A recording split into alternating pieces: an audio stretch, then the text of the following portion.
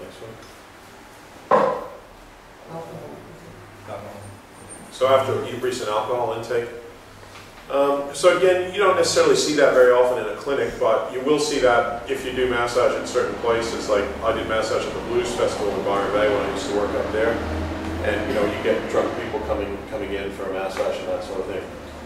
What you have to watch in that situation is increased risk of everything to do with basically alcohol clearing from the body. So nausea, headaches, all that kind of stuff. Difficulty getting off the massage table is a huge one. I found that it's just like, excuse me, time to get off, They're comatose, And quick sobering up. One guy was a bit upset because he'd spent a lot of money getting drunk. I feel really sober now. So alcohol is a poison in the body, and massage makes poisons process quicker. Okay? And of course, what you got to watch out for is people driving. If they're not used to massage or they're not used to alcohol, they may feel either one. They could be used to alcohol but not used to massage, and then they think, oh, I'll be all right to drive. It can be very disorienting. The massage itself can be very disorienting. We have a lot of people get on the wrong, like in Melbourne, there are a lot of people get on the wrong trams. They didn't realize it for about 2 hours. They're like way out of the city or something, Oh shit, I'm on the wrong tram.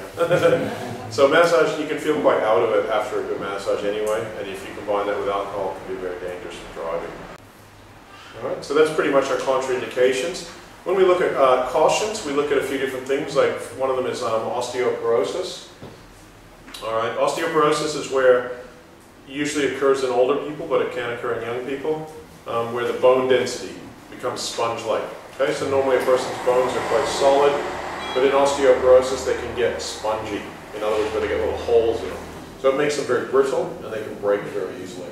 Okay, so ribs are a particularly fragile type of bone for people with osteoporosis, so you have to be very careful about putting pressure on their ribs, on both from the front and the back. So you would do a lot lighter pressure generally, and be very careful, nothing sudden, that sort of thing. Okay, but any bones you have to be more careful of with people with osteoporosis. Still very good to massage them, because they're probably in quite a lot of pain, but just being more careful, in particular with the ribs. Okay. Another one is diabetes. With people with diabetes, it can cause the blood sugar levels and insulin levels to fluctuate quite a lot. So it's important for them to monitor their own insulin and blood sugar levels more frequently during the massage and after, because I've seen a lot of different ups and downs and all sorts of things. Very hard to predict. I don't necessarily understand how it affects it, but I know it affects it quite a lot. Right? So just make them aware that you may experience some, most people with diabetes are aware of their own particular type of diabetes and the reactions and effects that they have on their own bodies. So just make them aware that the massage itself can cause a lot of fluctuations. So for them to be more careful and vigilant about checking out their own situation to see whether it's affected by it. Epilepsy, you mentioned you're epileptic. Somebody who gets epileptic fits frequently, the main thing we've got to watch out for is if they're on a massage table and have a fit, that they fall off the table and hurt themselves. Okay? So sometimes we massage people who get strong epilepsy on a futon on the floor. So then if they have an epileptic fit, they're not going to hurt themselves. And we make sure there's nothing around to hurt them. There's something I would be careful of, like just rosemary, stimulating oils I wouldn't use. Yeah, generally, like rosemary, eucalyptus, any of those kind of sharp ones are not recommended. So that's pretty much our cautions and contraindications. Now, what we end up doing before we massage usually is we take what's called a case history.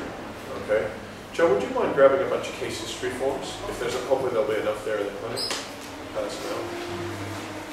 Okay, so a case history is where we gather information about the person, so their particular health conditions, whether they have any of our contraindications, that sort of thing. And then basically what they do is they'll sign it and say, okay, so before you massage a person, it's good to look at a case history, and you've asked the right questions about the person, that sort of thing. Okay, so we're just going to get you some examples of the case history forms we use here. While we're waiting for that, we just wanted to talk about hygiene quickly. Okay, so hygiene is very, very important when you're massaging.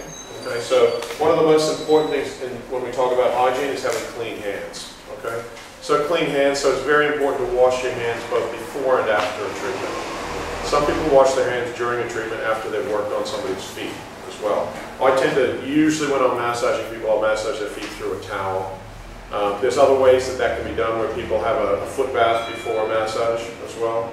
So sometimes people will have like a peppermint oil foot bath, so they put a few drops of peppermint oil in some warm water, and the person has a foot bath before. So you'll find that's quite common in certain Asian countries. We used to do it here, but end up being quite a lot of work, extra work.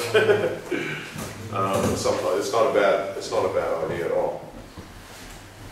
So that's one way to again clean the feet. But generally speaking, it's very, very important. I use like either an antibacterial type of soap, or I use this Dr. Bronners soap. It's got peppermint oils and different things like that kill a lot of the germs. Okay, and also it's very important after the massage that you also clean your hands so that you don't get sick yourself, because you'll have a lot of bacteria and germs from people, from their feet, from their head, from their hands, everything. So you can have all sorts of sweat-borne diseases, fecal-borne diseases if somebody doesn't clean their hands properly and you're massaging their fingers. You can have all sorts of different things that can occur through people. So if you massage somebody and then don't wash your hands, just eat your sandwich, then you're going to get all these different things into your body very quickly. Yeah, it's pretty. Yeah, it's a quick way. If you have very poor hygiene when you massage, you won't last too long. You'll be sick most of the time you massage. All right. Yeah, it's the same if you massage people and you've got like cuts. You know, like what they call paper cuts. If you have a paper cut on your finger, it's very easy to get those infected as well. Okay, so you have to be very careful about that. So often, like I say, I use towels to massage through hands and feet as well. Sometimes even people's heads. Yeah, that's another. Towels also help prevent what we call picking up energy from people. So often when you massage people, they got a lot of energy moving. It's easy to pick up that energy, and then you feel like you've absorbed some of that from the person. Okay, so if you do that a lot, you'll feel pretty wasted by the end of the day. Good soaps are good in that way. I recommend Ultra's peppermint oil soap. The filter one is amazing. Yeah. I got onto that when I was in London. Yeah. My girlfriend showed me. Yeah. It's almost one of the few soaps I know that cuts through energy. Yeah. Amazing. Bad energy. Yeah. He was a brilliant soap maker. Yeah. That's good to hear. Dr. Bronners. Yeah. Dr. Bronners peppermint oil is the one I swear by. So I pick up energy from people quite easily. Highly recommended. I've tried soaps. Many soaps. Having clean hands is a very important thing when you become a massage therapist. And not picking up energy.